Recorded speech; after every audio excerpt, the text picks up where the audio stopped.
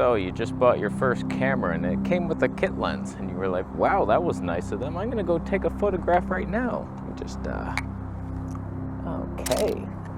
Oh my God, what's wrong with the image? My Nintendo takes better pictures than this. I need a better lens. So you go shopping, you got your nice full frame camera and you think, well, I don't have no money left. Maybe I'll get a Samyang or something. I can afford that. Can you though? No, you can't afford the loss of image quality.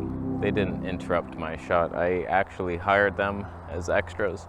Today we are reviewing the Sirui 24mm 21.2 for the Micro Four Thirds system, and we're just talking about lenses in general. Vintage versus modern clinical. Where should you spend your coins? All I want is the perfect camera. All I want is the perfect camera. So right now we're on the Sony A7, what's coming? Sony A7S III, Zeiss 55mm 1.8 at 24.5. We're gonna switch on over to the Panasonic G9 II with this lens, and we're gonna set up a bunch of different scenes to see what it's like, and then we'll talk later on. I'll review the footage and tell you if it's a decent lens. And I got a bunch of questions, lens related, that we'll answer throughout this episode. Dare we dream. So let's switch on over now. This has 3D pop. It's a vintage touch. It's a beautiful lens, 7 elements, that's all you need. This is more complicated. Can you compete in the 3D pop realm? Let's see it. Do we have pop? Sirui 1.2 on the G9. I actually brought the Blackmagic. That was my original thought with this lens. I was like, yeah, man, that's some magic.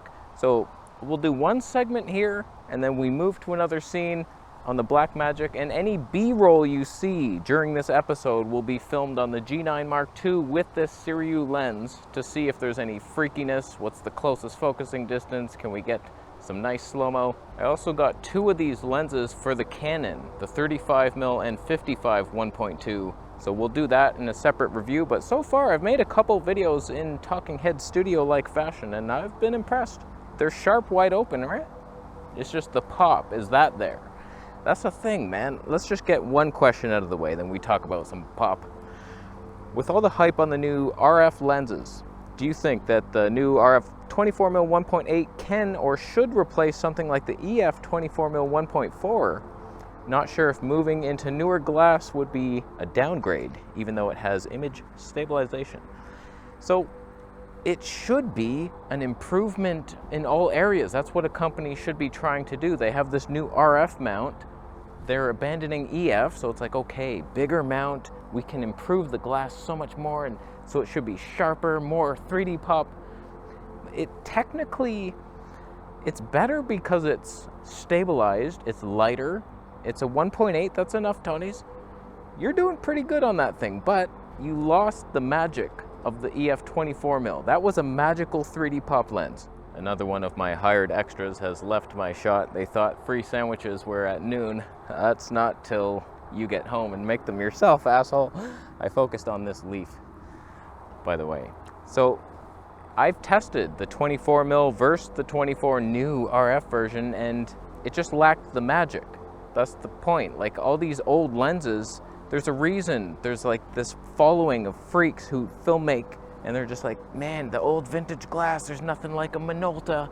And it's simple, and they're cheaper. It's not like, oh, must be nice to have your vintage lens with all the magical looks. It's not expensive at all. There's an old man. Do you have cameras? Yeah, come in the shot.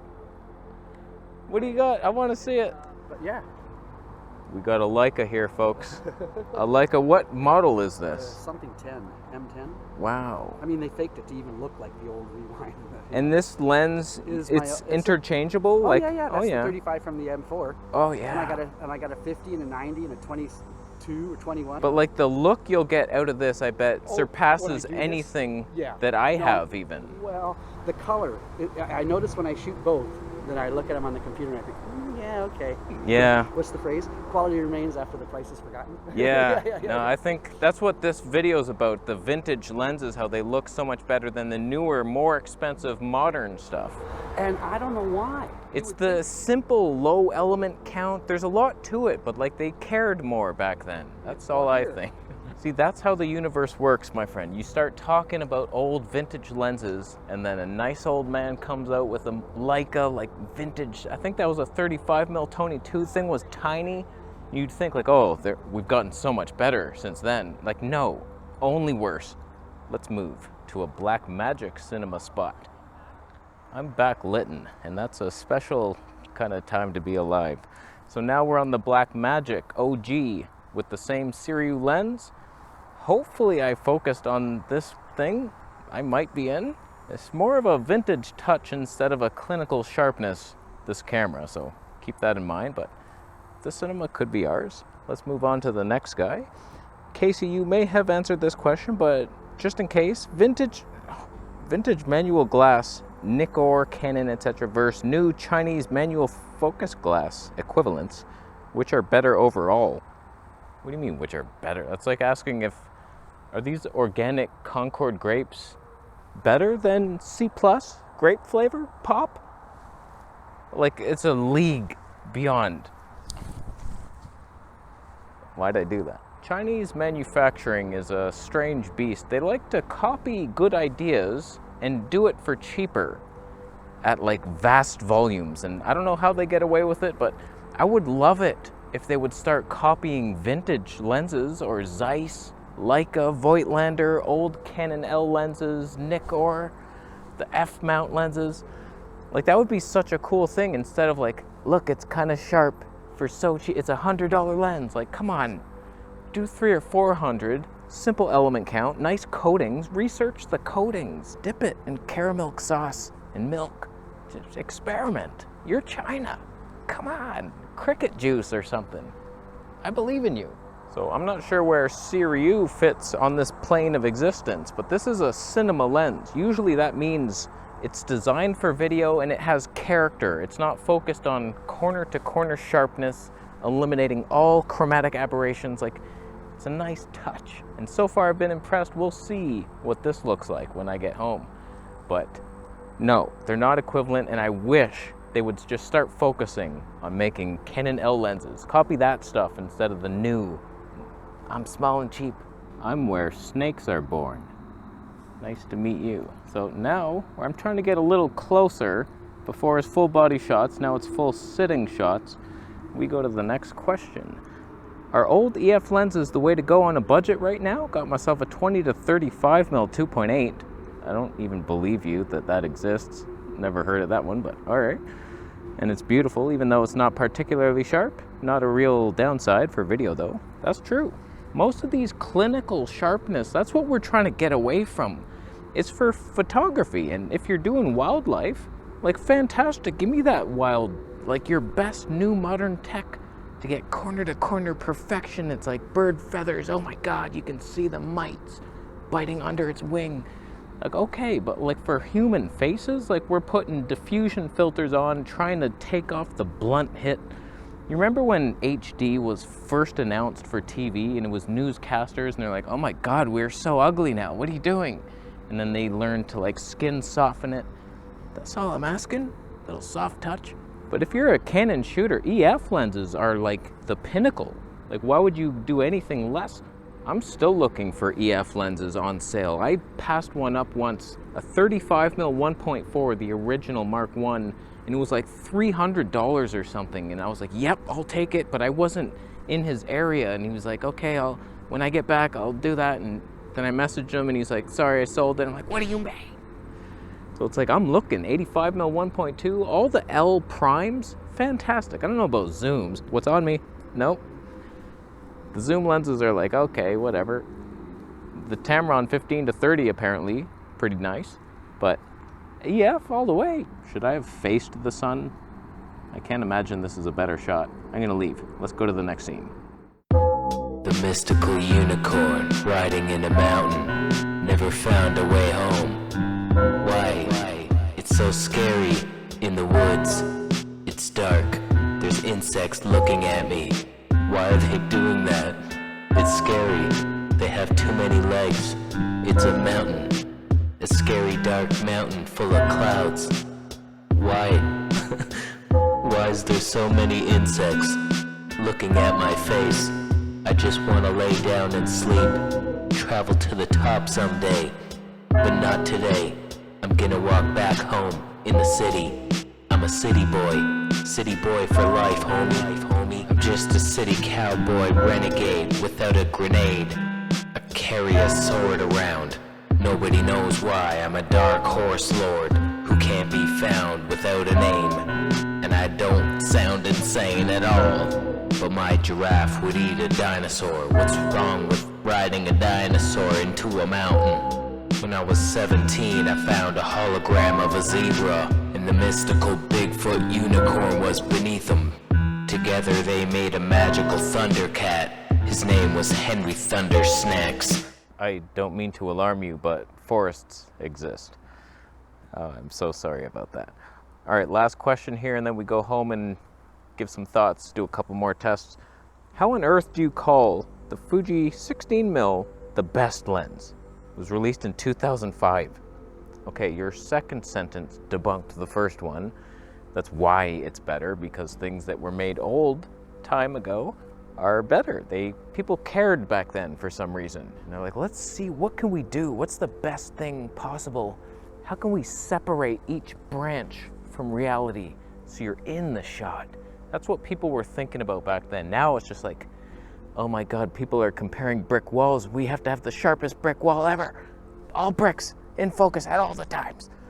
It's like, it's not the same. So like Fuji's 16mm, that's a classic. It's a freaking classic lens. People love that thing.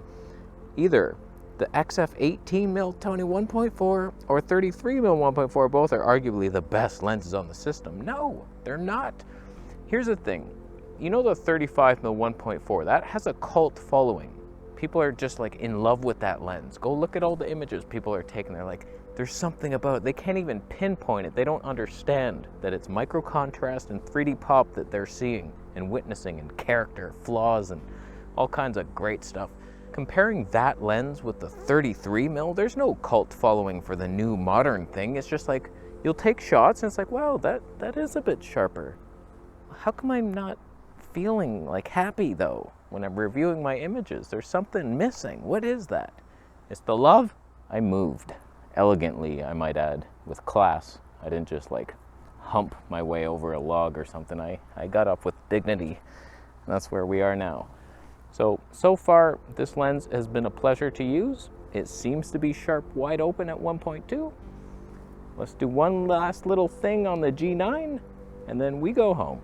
You'll never guess what I focused on. Oh boy. So if you're thinking of buying into a system, pick your dream lens first, hopefully an old one. Like I'm thinking of the Canon EF 85mm 1.2. Like I don't think you could get more magical than that thing. There's no body that deserves it right now. Nothing. Like what could you even do? A Canon Speed Booster? C70? Like that could be cinema. What was that? But the dumbest thing you could do is buy a camera and then go search for what lenses are now available to you. It's like pick your mount. E-mount, there's a ton. You can adapt Canon lenses, not really with autofocus.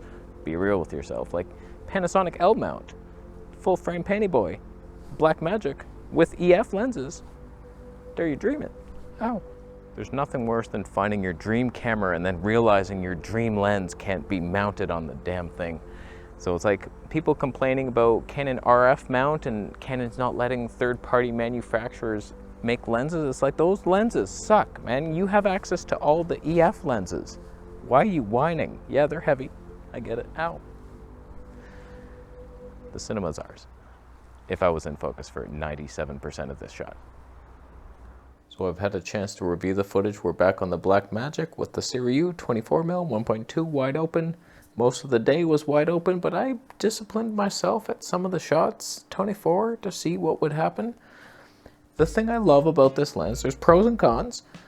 Wide open, it's totally usable and very pleasing for the face. This is my new Blackmagic in here lens, I'll tell you that much. I've tested many like f/0.95 lenses and they're not at all usable there. The Miki, the Mitacons, like all those. You stop it down, okay, not bad. So this, like wide open, you can do it. And with this tiny Super 16 sensor, you get some Tonys. Are the Tonys the most beautiful thing you ever seen? I don't know, they're a little busy. Get busy back there in nature, it's a little, I did notice some interesting flares, only in that one shot. It was like a half moon red thing. I don't know if that had to do with the ND filter or what. Any weird flares happening?